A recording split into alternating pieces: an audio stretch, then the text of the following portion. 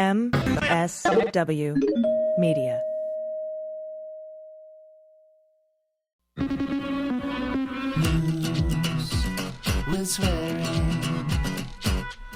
Daily beans, daily beans. Daily beans, daily beans. Hello and welcome to the Daily Beans for Monday, October 13th, 2025. Today, new evidence has surfaced over the weekend that proves Letitia James is innocent of mortgage fraud. Former National Security Advisor John Bolton could be indicted as early as this week. Trump robs Peter to pay Paul without congressional authorization. Donald's nominee for the Office of Special Counsel is a sex pest. A Republican has purchased Dominion voting machines. I'm sure that's fine. Stocks tank as Trump extends China tariffs. Republicans want to gut a 50-year-old law that protects sea life. Donald is scrambling to rehire top CDC scientists that he just fired. MIT is rejecting the regime's shakedown of 9 major universities. A librarian fired in a dispute over LGBTQ plus books gets a massive settlement, and the guy deploying troops against his own citizens loses the Nobel Peace Prize. I'm Allison Gill. And I'm Dana Goldberg. So big news dump from the weekend. My gosh. Seriously, it's a clown show. Just do every time something comes in. I'm like, my God.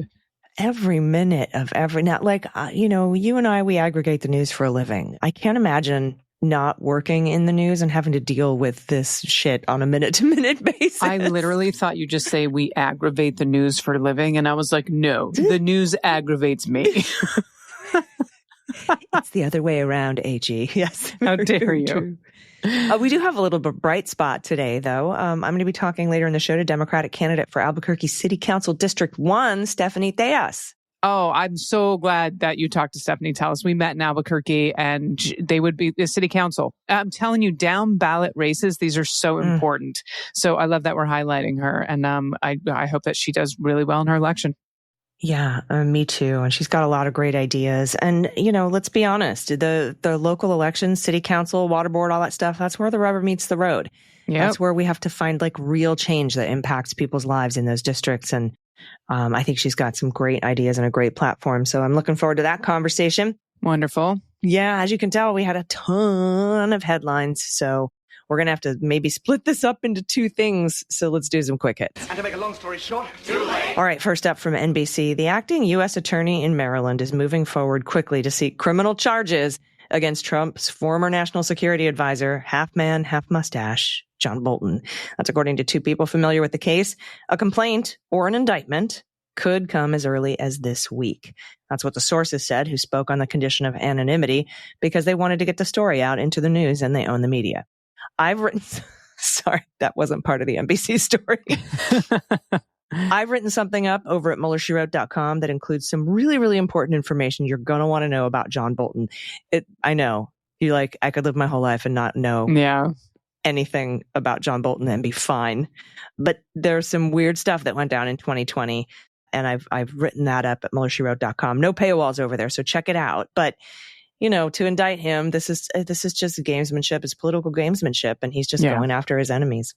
Yep. This one's also from NBC. Trump said Saturday that he was directing Defense Department officials to pay members of the military next week. This is interesting. Despite the ongoing federal government shutdown, the Office of Management and Budget sent a notification to Congress about their intent to use research and development funds to pay members of the military, which is totally illegal, by the way. But it also allows Johnson to keep the House on vacation, which is they want to be, so they don't have to swear in that last vote to release the Epstein files. And like I said, that's what he's doing. This whole bullshit of, I'll swear in whenever she wants. Well, she asked to be sworn in the day after she was elected, which is what you did for 2 of the Republicans. So maybe you can get your ass back to the Capitol and get this person who was elected by her constituents to work. Yes, remove your head from Trump's butthole and get to work, please. Yes, please. It's just it's frustrating because, first of all, I'm glad that military members are going to get paid, but you can't just spend appropriated funds by Congress however you want. That's illegal. It's against the Constitution. Article 1 gives the power of the purse to Congress. But, there's 700 other things where they're misappropriating funds. This is just one of them, but it helps Mike Johnson stay home. And I think Hakeem Jeffries has said the Democrats are coming back to work because we need to figure out how to get these, get the government funds appropriated properly. I think the Democrats have been there the entire time. I keep seeing these fantastic videos from Sarah McBride going, Republicans? Are there any Republicans in here? Nope, no Republicans in here. Hello. Right. Yeah.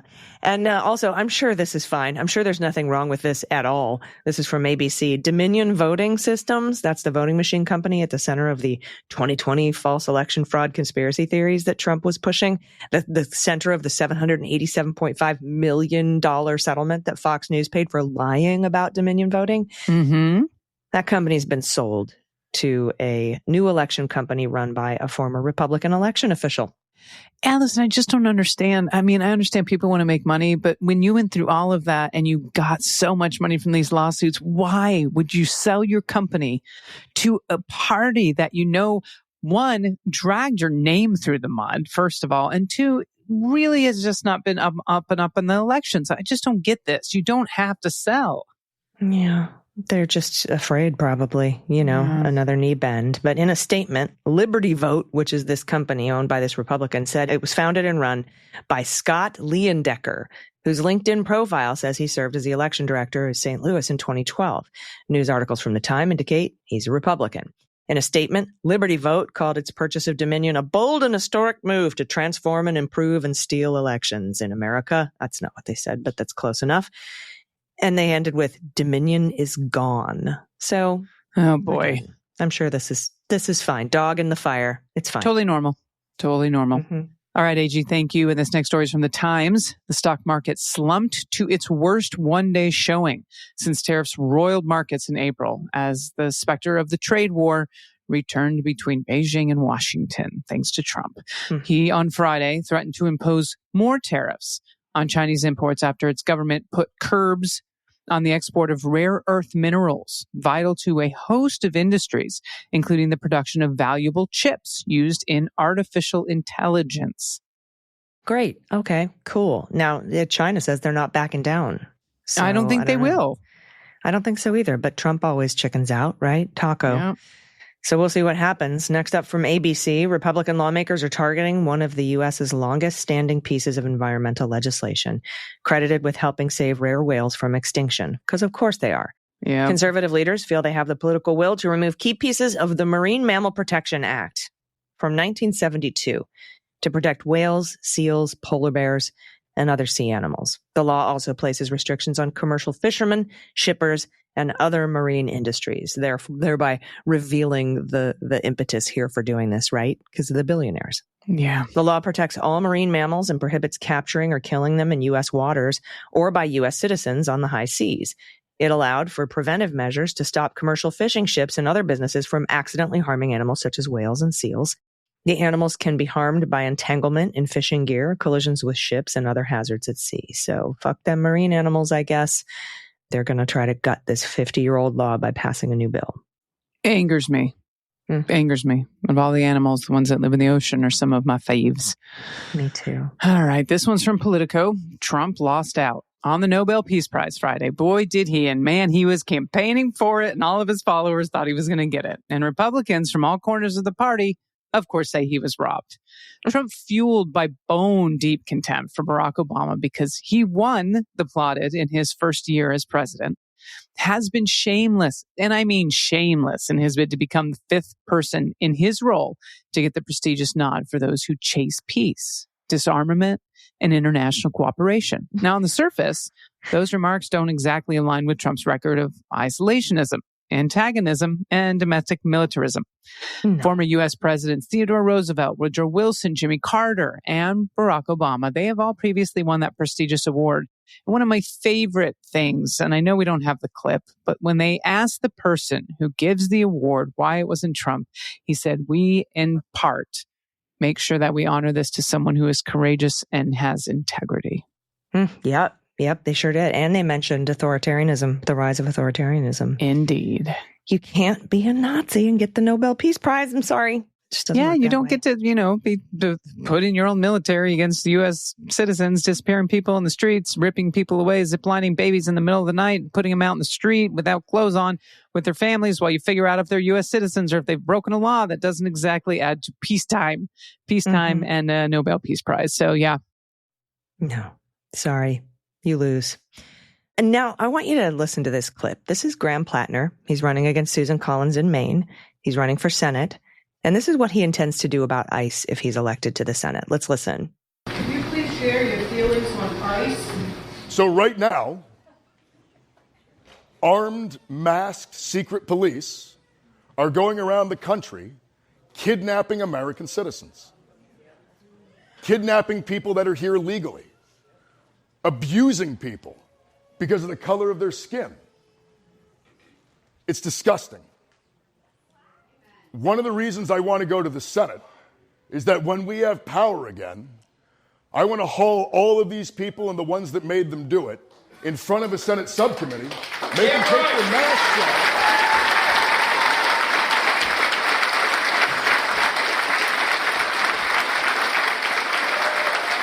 Explain to the American people how they can justify their illegal and unconstitutional behavior. So that's what I think about ICE. Dana, that is the promise I want to hear from any and all Senate candidates. Absolutely. Drag those fuckers, drag them maskless in front of the Senate committee and ask them about their bullshit. Absolutely. So, please. I mean, that was just so well said and so succinct. Everyone needs to say that who's running for Senate. In fact, call and write your Senate candidates and tell them that this is what you want to hear. And of course, not the only thing you want to hear. I don't want to get a bunch of emails saying there's other stuff. Just this kind of walk and chew accountability. gum at the same time. Add this to your list. Add this to the list of important things that your senator's running on, because this kind of accountability is going to get people elected. If we can flip the Senate and get subpoena power and drag these fuckers in front of a panel, come on. Me too. It got me a little bit warm and fuzzy in my private parts. Mm-hmm. All right, AG. And last in the quick hits, this one's also from the Times. The Trump administration on Saturday raced to rescind layoffs of hundreds of scientists at the Centers for Disease Control and Prevention who were mistakenly fired on Friday night in what appeared to be a substantial procedural lapse. Really? Were they procedural lapse? Mistakenly fired? They've been doing so well. All right. Among those wrongly dismissed were the two top leaders of the federal measles response team. That seems important right now. Those working to contain Ebola in the Democratic Republic of Congo, members of the Epidemic Intelligence Service, and the team that assembles the CDC's vaunted scientific journal. And that is the Morbidity and Mortality Weekly Report, which seems important that we know who's dying and from what. Well, how long have I been saying they don't want you to know who's dying? I know. So, but they accidentally fired them, so they're purposefully bringing them all back right now. What does that kind of shit do to morale? I mean, oh God, I can't even imagine. Especially, I'm after sure a lot shooting. of people are like, a few of them are going to be like, you know what, go fuck yourself. I'm not doing this. Seriously. Like, I'm going to move to Oslo and be a scientist there, where they like science. Like, fuck.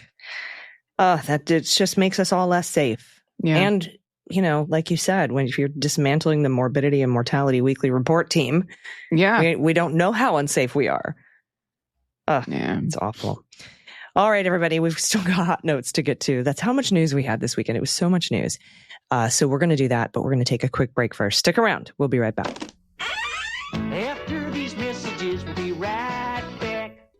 Hey, everybody, this episode is brought to you by IQBAR, our exclusive snack and hydration sponsor.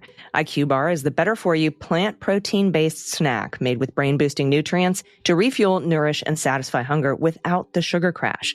And right now, IQBAR is offering you an exclusive deal, 20% off all IQBAR products plus free shipping. Just text Daily Beans, all one word, to 64,000.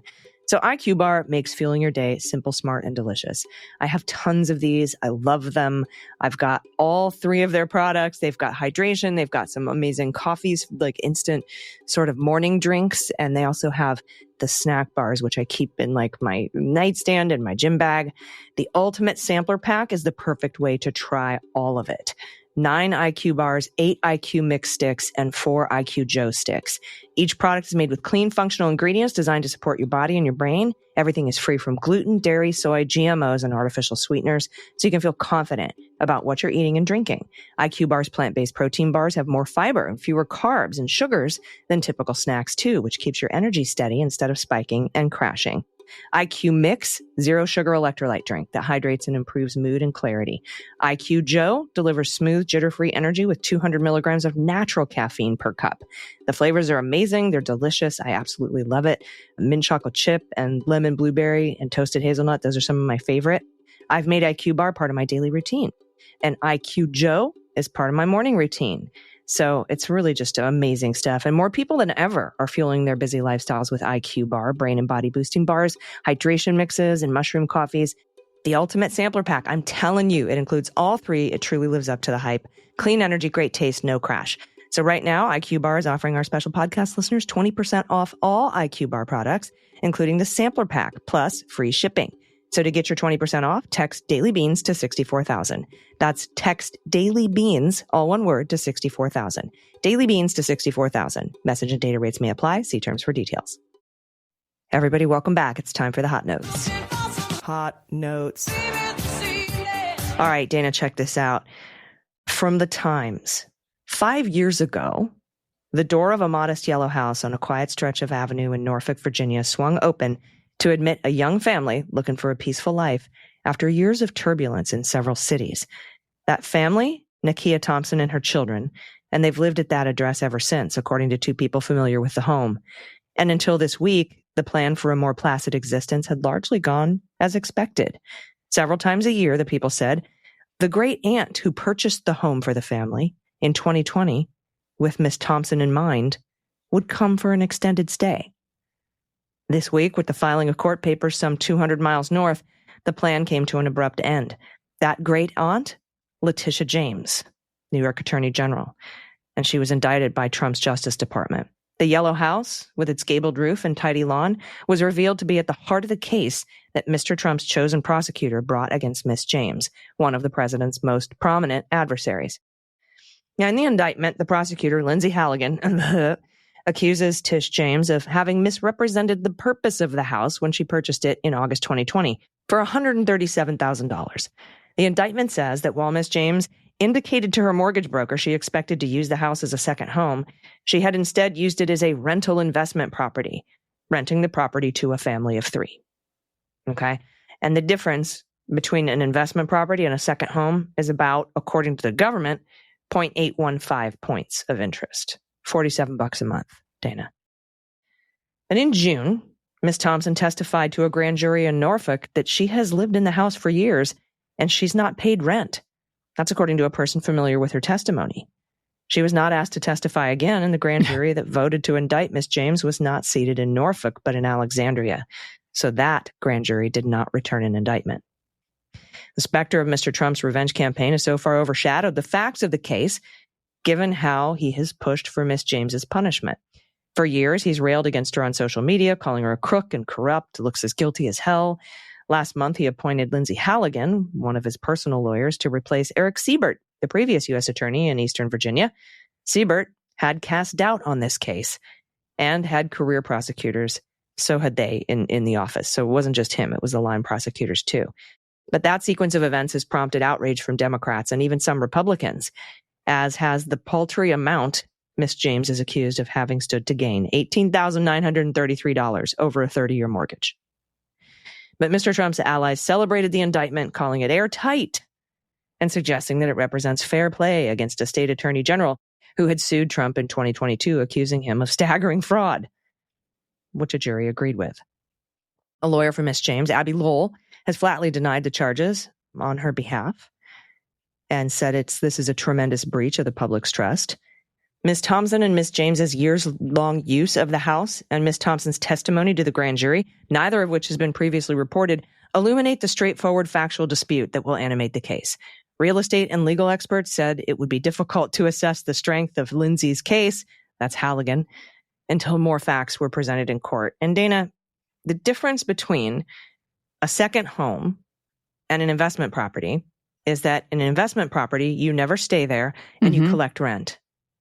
In a second home, you have to stay there at least part of the year, and you can't collect rent. And actually, you can collect some rent as long as you don't use that rent to get another loan as, as a value. And as long as you occupy and you stay there at the property. And that's what happened here. This is a second home.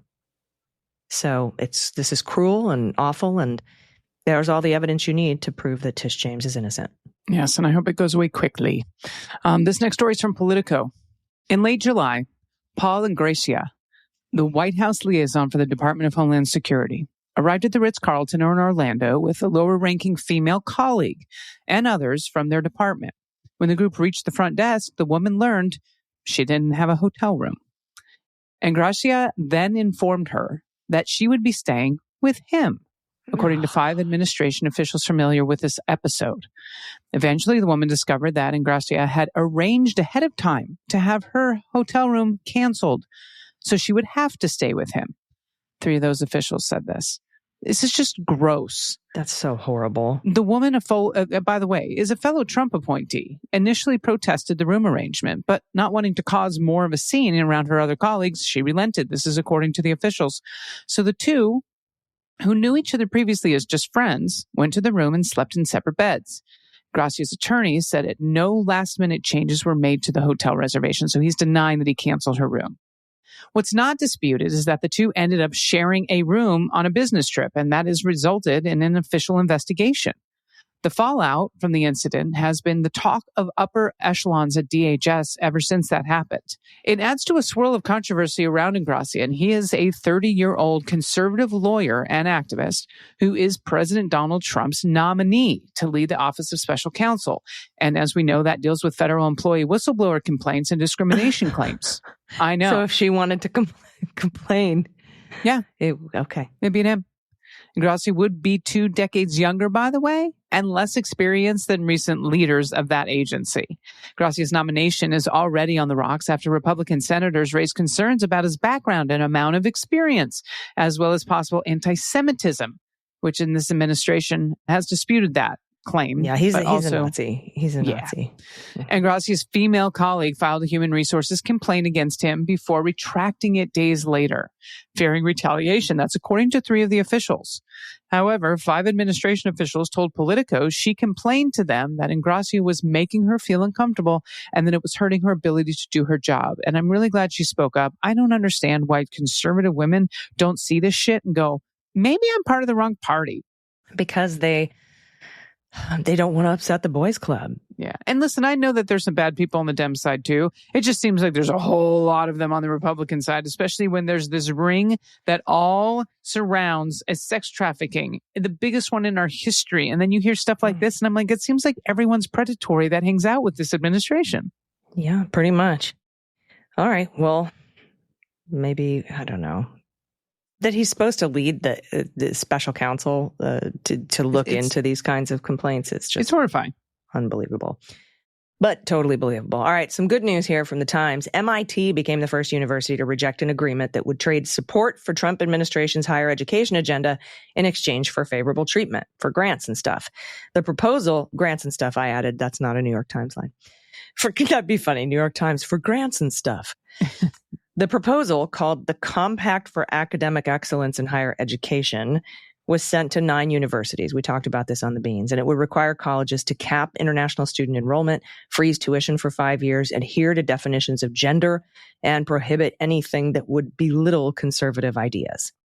In a letter on Friday to the Trump administration, though, MIT's president, Sally Kornbluth, wrote that the university, we already freely meet or exceed many of these standards outlined in your proposal, but she said she disagrees with other requirements that it demands, including those that would restrict free expression.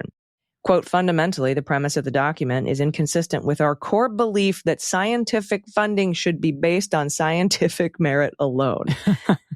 I know, big, amazing revelation there. The White House has said it wants a response from all these universities by October 20th.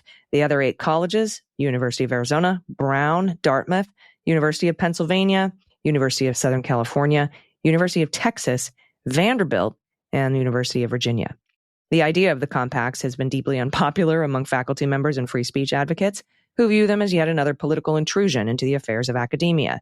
They argue that the Trump administration is threatening the independence of American higher education by cutting hundreds of millions of dollars in research funding to force these universities to adopt its BS agenda. So thank you, MIT. And we'll see how the other 8 universities do. Absolutely. And I've got a good news story for you. A library director in Wyoming who was fired 2 years ago because she refused to remove books with sexual content and LGBTQ themes from a library's children and young adult section. She was awarded $700,000 in a settlement on Wednesday. And I know that may not make up for her firing, but oh boy, I bet it feels good. Terry Leslie, the former director of the Campbell County Public Library in Gillette, Wyoming, filed a federal lawsuit in April for defamation and the violation of her civil rights against the county, its board of commissioners, the library board, an individual member of both government boards. The lawsuit accused them of violating her First Amendment rights to free speech and of firing Miss Leslie in a retaliatory and discriminatory way. She had worked for the local library system since 1996 and directed the system for about 11 years. Some people behind the challenges took issue with the placement of the books. One resident told the county library board that the LGBTQ books should be moved to the library's adult section to protect the emotional, physical, and mental health of children, as reported by the Gillette News Record. I got so many expletives wanting to come out of my chest with that comment. Yeah. But Miss Leslie resisted the calls to move or remove the books. And I quote, "If you segregate these books, say in the adult section, and you're a teenager and you go to try and find something on a topic, that book isn't there. You won't discover it." That's what she said on Thursday. This is a form of censorship. A separate lawsuit filed by Miss Leslie that accuses 3 members of a family of defamation and intentional infliction of emotional distress. That's also going to continue. The family members accused Miss Leslie of providing obscene material to children and reported her to the Campbell County Sheriff's Office in an attempt to have her arrested. A special prosecutor has concluded that the books were not obscene, which means there sounds like there's a very good chance that she's also going to win this case, which would be fabulous. Good for her. And fuck off with the... I know. We want to move the young adult books that have the word gay in them to the adult section. That is censorship. I'm glad she won. 700 large. Wonderful job. All right, everybody, it's time for some good trouble. What are you guys doing? California, you have your Prop 50 ballots. Woo-hoo! You open them up. It's just one thing. It says yes or no, and you fill in the yes bubble, and then you return your ballot either via mail, or to take it to. I'm taking it to a Dropbox. I'm going to go around the mail on this one. And do this as soon as possible. And the reason you want to do it as soon as you get your ballot, which I think you have now, there's a couple of reasons that you want to do it fast. First of all, it gets you off the call lists and email lists and text bank lists, right? So you don't have to deal with those calls and emails and texts anymore. But more importantly, the people who do the text banking and phone banking, when you come off the list, they can focus more on the people who haven't sent their ballots in. Yep. Right. And again, like I said, I'm going to drop mine in a Dropbox because mail is fucky. I do not trust this postmaster or Donald Trump. And so I'm going to drop it in my Dropbox. I have one about a mile away up the road from my house here in San Diego. So, if you feel good, it's early enough, send it in the mail. Just make sure you drop it in as soon as humanly possible. Vote yes on Prop 50, everyone. And that is your good trouble today. So, and if you're not in California, maybe you can join a text bank or a phone bank to get people in California who have yet to send in their ballots. That would be super helpful. All right, everybody. We'll be right back with the good news. But first, I have that amazing interview with Stephanie Theas right after this. Stick around. We'll be right back. Hey, everybody. Welcome back. I'm honored to be joined today. You know how much I talk about how important local politics is, especially school board races, water board races, city council races. And joining us is the Democratic candidate for Albuquerque City Council in District 1. Please welcome Stephanie Theas. Hello. Thank you so much for having me today. I'm excited to be here. It's so great to meet you. I know that Dana sang your praises and said, we must have Stephanie on the show to talk about District 1 and what's at stake. And normally we do a Keep It Blue segment, but as we discussed offline a little bit, this seat is held by a Democrat, but kind of a Democrat, right? And we need to get somebody in there like yourself who is going to represent the needs of the constituents in District 1. So could you tell me a little bit to start about the makeup of District 1? Who lives there? What is that district like? What are the demographics? Yeah, I'm happy to. It's the biggest district in the city. So it runs on the kind of the central west side of Albuquerque. I don't know if you're familiar with Albuquerque, if you've been here before, but we look at the mountains. And so it runs from practically Central Avenue to Paseo, which is like just giant west of the river. We have about 60,000 people in the district. So it's a big, big district. A few years ago, it was, pretty much a 50-50 split as far as political ideology. So 50 Dem, 50 Republican. I think that we're starting to tilt a little more over to the left.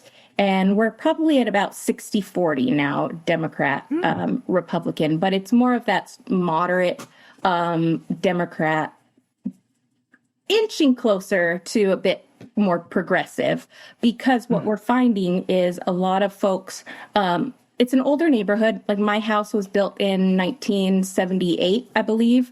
And so, a lot of families who raise their kids here, their kids are my age and kind of moving out. So, their parents are deciding to sell and go, live in smaller places for them. And so you have a lot more younger families moving in like mine, except for not as much as we'd hope, because housing prices have just gone through the roof. And so that's making it really difficult. But it's really working families in the area and, really awesome seniors who have been just here since the neighborhood kind of was built. Yeah, and that segues nicely into kind of my first question, the first thing I want to talk about. Pretty much every candidate I've been interviewing, whether it's for special elections this year or midterm elections next year, has been saying that the number one thing on their constituents' minds is the cost of living and affordability. And we see these kinds of successful campaigns being run elsewhere. I think of the one that stands out, Mamdani in New York City, but the same is true pretty much everywhere you go. Is that what you're finding in District 1 as well? Is that affordability, costs, inflation, jobs, the economy in general is the number one issue on people's minds? I mean, it's absolutely in the top 3 here in Albuquerque, especially when it comes to affordable housing and our unhoused community members. It's just so here's a picture for you. In 2017 is when we purchased our house. We bought our house for $170,000, very, very low interest rate at the time. And recently we've had it kind of appraised. It's appraising, at $360,000.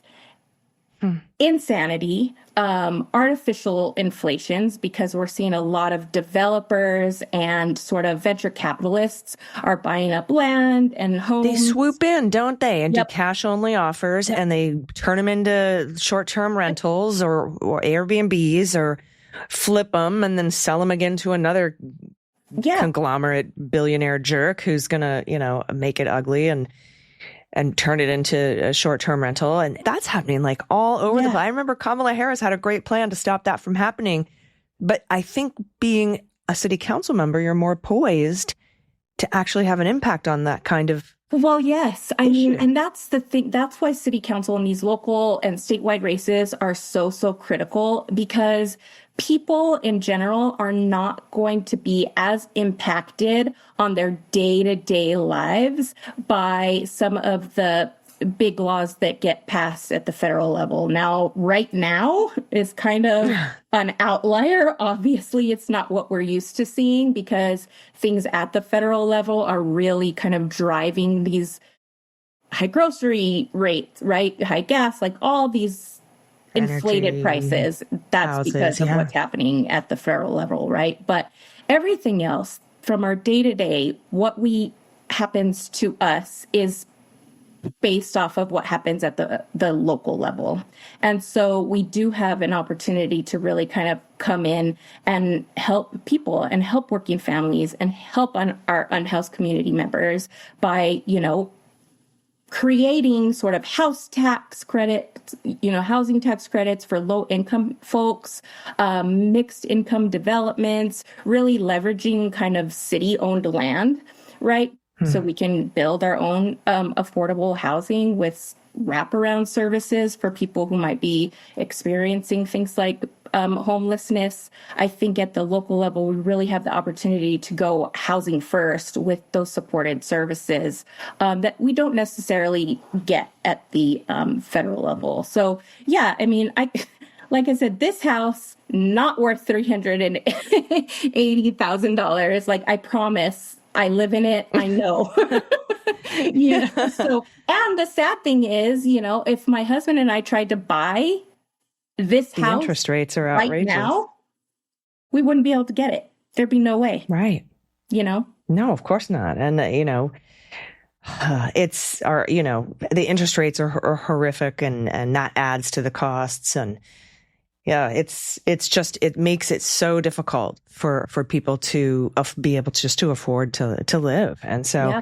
I think that really is something that our local politicians can help with. Something else that I think is important for our local politicians to work on is, with this particular Trump administration cutting all kinds of federal funding, it will be up to the city council members and the state assemblies to see if they can fund these programs that help locals in their area where we get those budget shortfalls from this particular administration. So as city council there in District 1, how would you go about helping continue some of these programs for people in Albuquerque?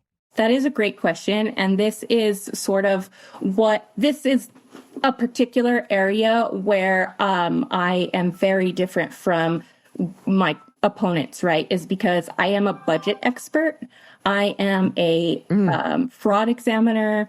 I am a forensic accountant. I go into organizations, whether it be a government organization or a for-profit or a nonprofit, whatever it is, that's what I come in to help people manage their sort of budget metrics and their transparency, accountability, especially at the government level. So having somebody who knows how to come in and look at a budget and say, we can save a lot, which we need to do because we're not getting what we anticipated that we were going to be able to get from our federal level.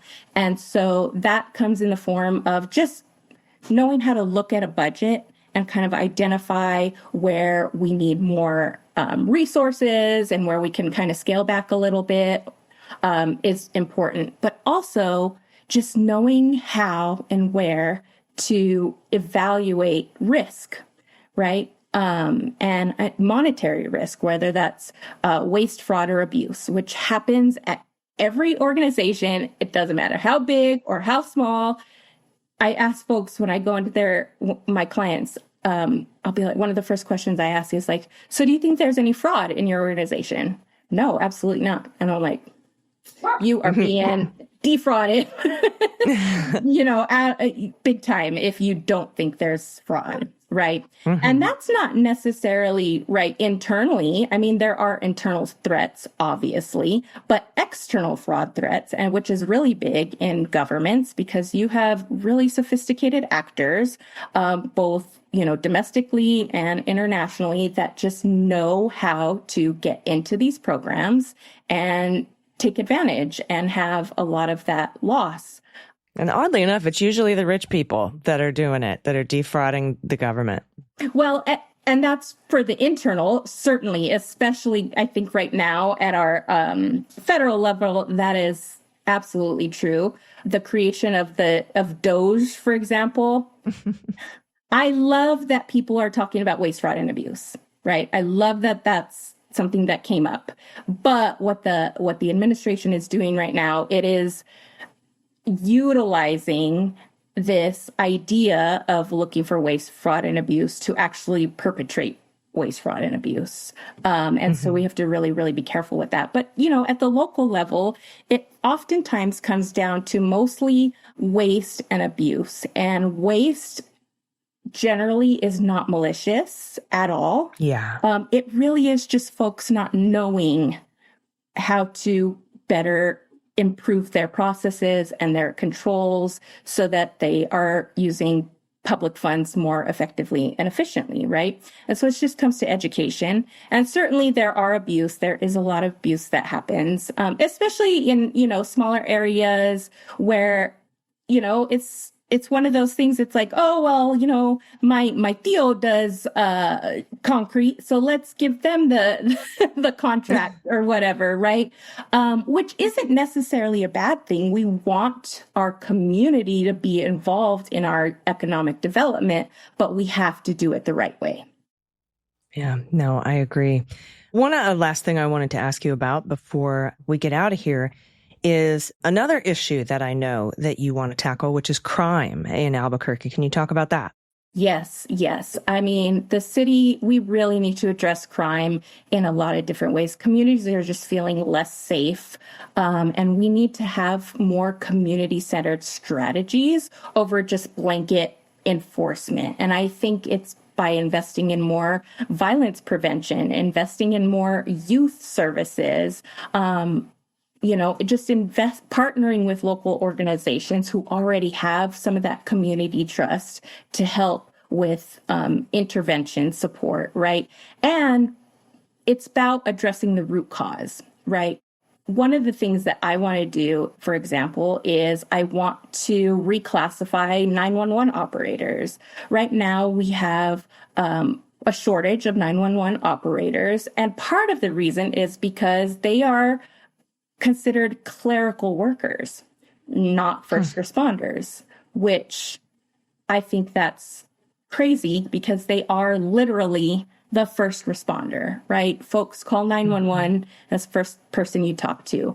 And they go through law enforcement training. They have these trainings to be first responders. So they should be, you know, honored as first responders and, you know, have the sort of class paid as first responders, right? Yeah. And if we do that, guess what? We're going to recruit more people to fill those roles. So we're helping the workforce, which means lower call times.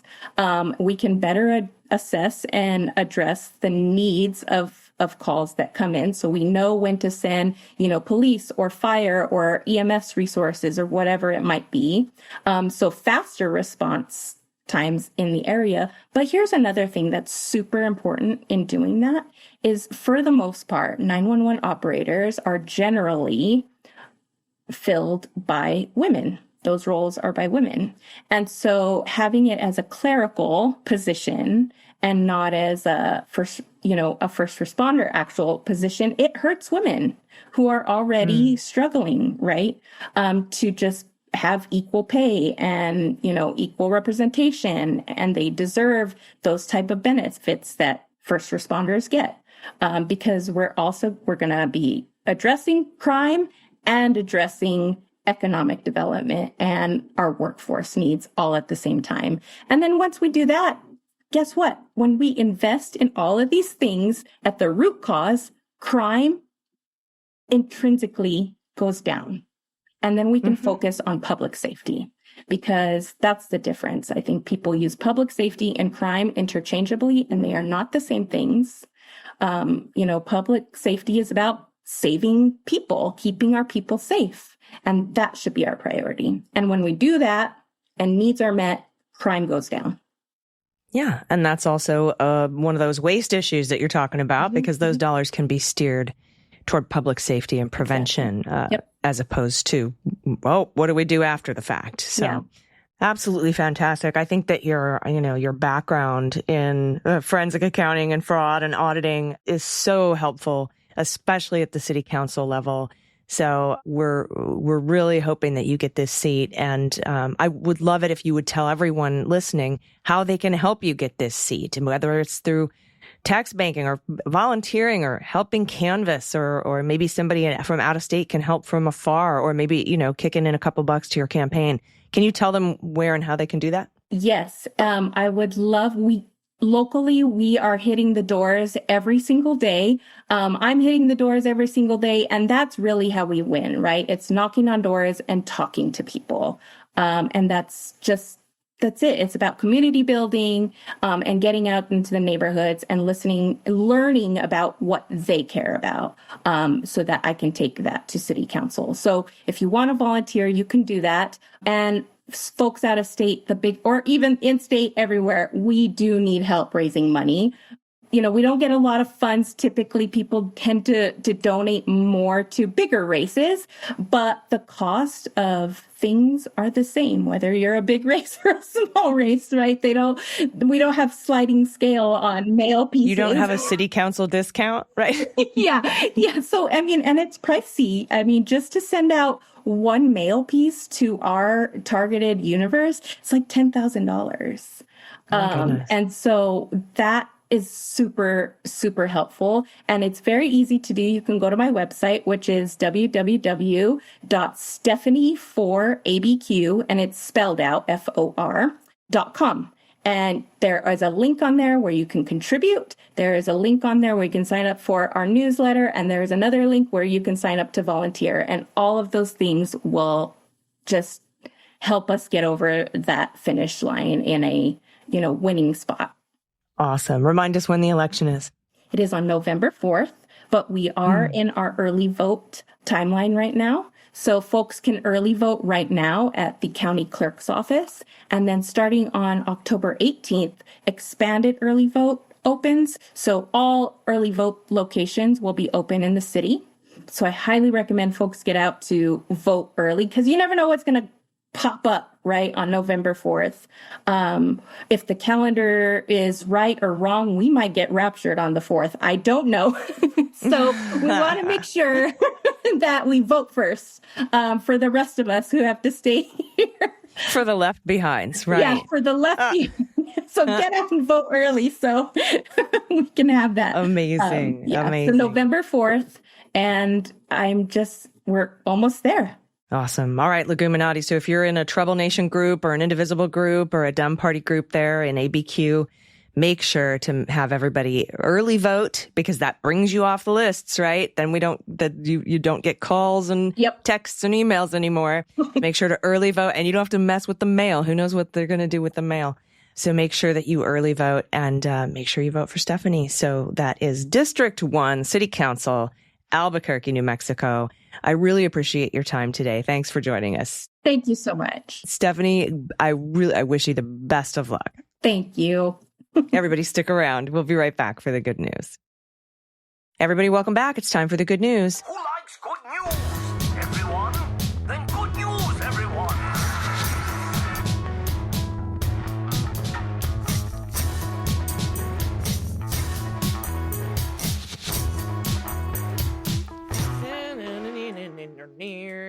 Good news, good news. And if you have any good news that you want to share with us, as little as possible or as big and amazing as you want, could have happened a minute ago or 20 years ago, we would love to hear your good news story. We're also accepting street jokes for laughs if you want to send us your favorite joke, misheard song lyrics, anything like that, some weird aha moment you've had. Like I remember, Dana, when I realized that the post office logo was actually an eagle and not a bird-headed man with his pockets turned out. Like, it was a huge day for me. I was in my 30s, okay? And I was like, oh, there was a commercial on TV and the eagle was flying and landed and became the logo. And I was like, okay, that makes way more sense.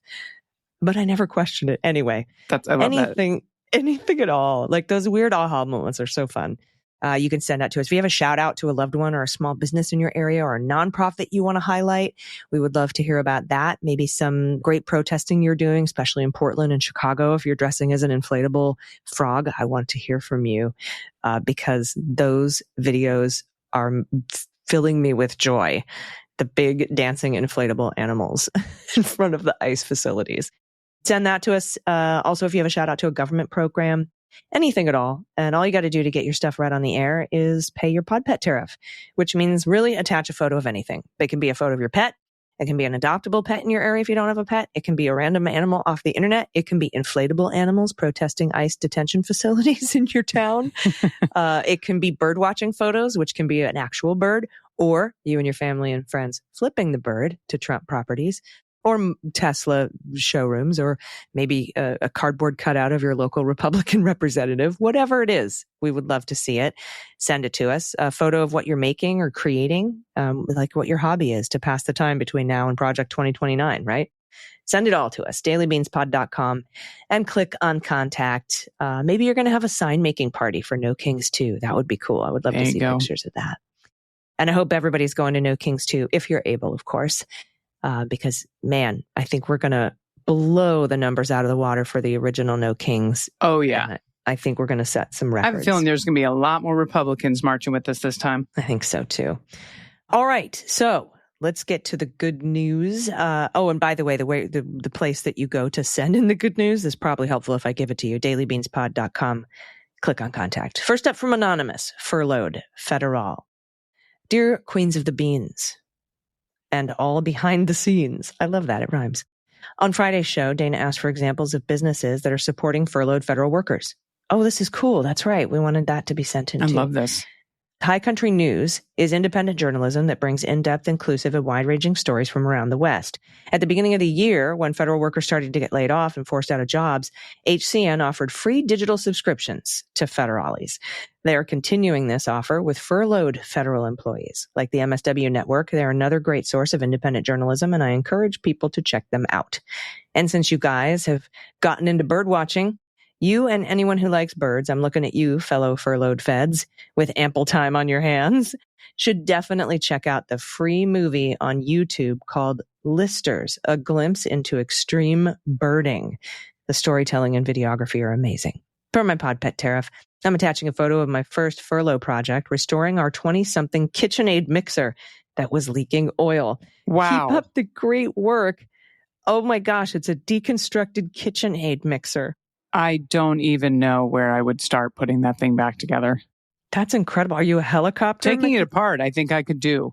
Right? Like, is that what your job is for the government? Are you a helicopter repair person? Oh my God. Or works with explosives or something. Oh my gosh, this is brilliant. Thank you so much for this. And we'll have a link to hcn.org with that article that you're talking about for government employee access. All right. This is from Deb in New York. No pronouns given. Greetings, legume goddesses. Gentle correction. Friday's good news story featuring roller derby in Nassau County, New York is actually pronounced Nassau. Same as Nassau, Bahamas. Good.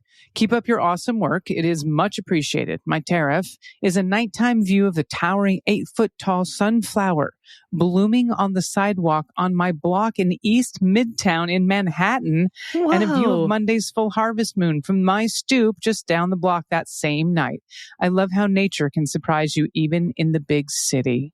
I do too. Also, Deb, I love that you live in Manhattan. I spend half my time there. It's magical. It really is. East Midtown Manhattan. Yeah. A sunflower just coming up out of the ground. Like how, wow. That is so very cool. I'm going to go see that now. Next time I'm in New York. Thanks, Deb. All right. Next up from Nick, pronouns he and him. Hello, Beans. I have a question before launching headfirst into some good trouble. I recently came across Project Mailstorm.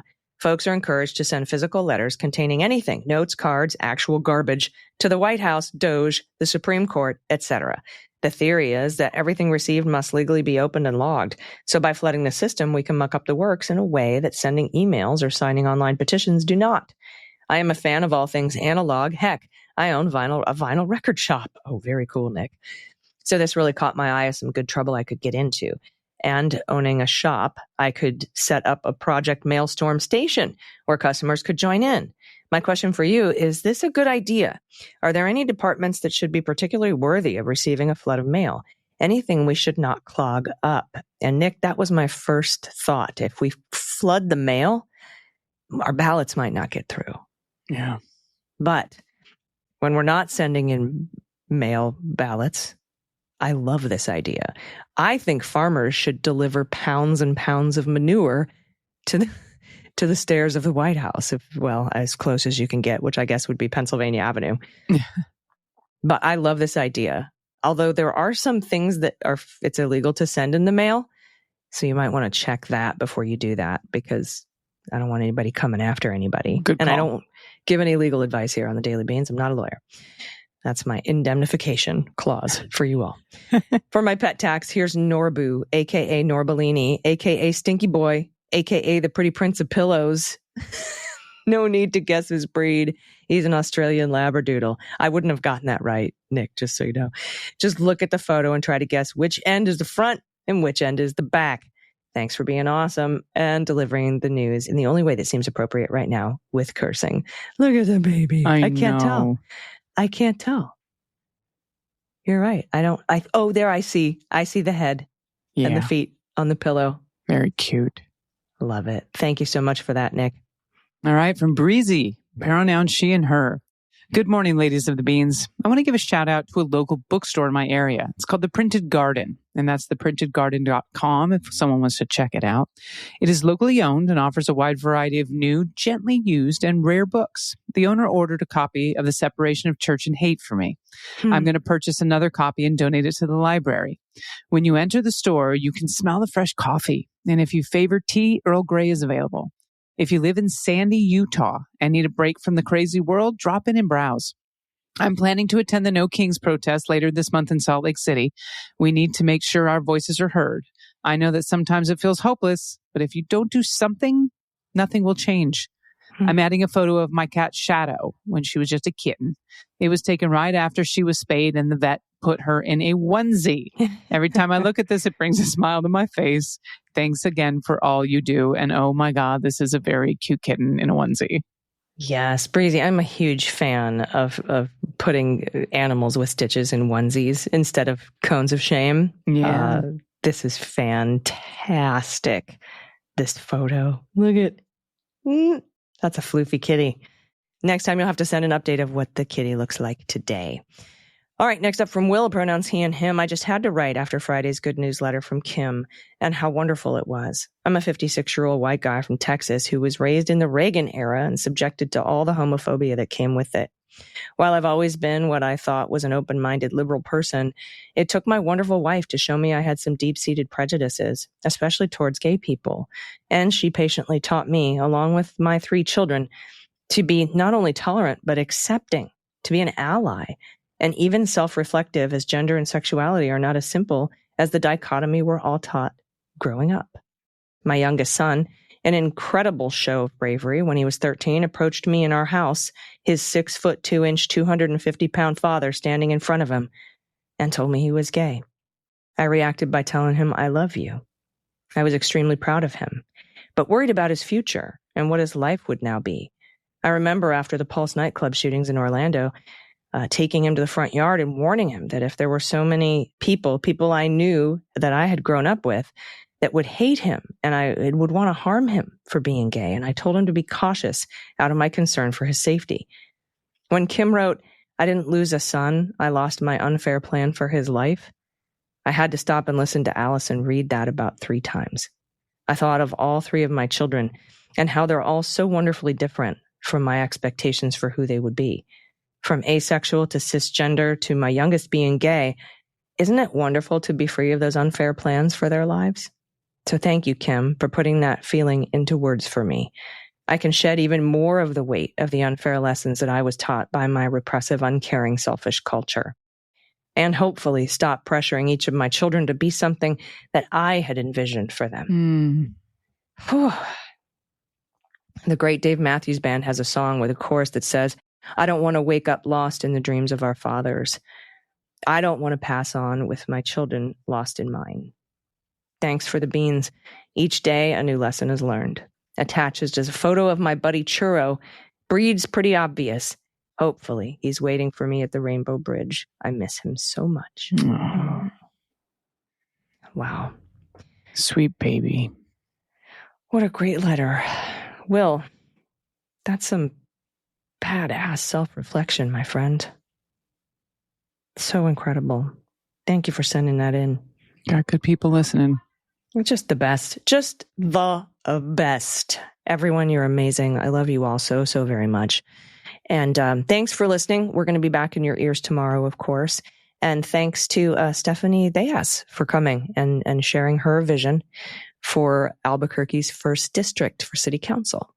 So, yep. Albuquerque, get out and vote. You make sure you get those people in there. They're going to take care of you. Yep, and she gave the whole voting schedule. I think she said here this week, early voting is going to start too, and you can mark the box for her. She's amazing. All right, everybody, send your good news to us, dailybeanspod.com. Click on contact. Do you have any final thoughts before we get out of here, Dana? I have to apologize. A couple people went to my website trying to get tickets for my Chicago show on the 14th. There was a little delay on the ticket link. It is going to be up this week. So for those of you that emailed, please know it's not there yet, but keep on looking. I promise I will announce the moment they go on sale. Awesome. Thank you so much. And everybody will be back in your ears tomorrow. Until then, please take care of yourselves, take care of each other, take care of the planet, take care of your mental health, and take care of your family. I've been AG. I've been DG. And them's the beans. The Daily Beans is written and executive produced by Allison Gill with additional research and reporting by Dana Goldberg.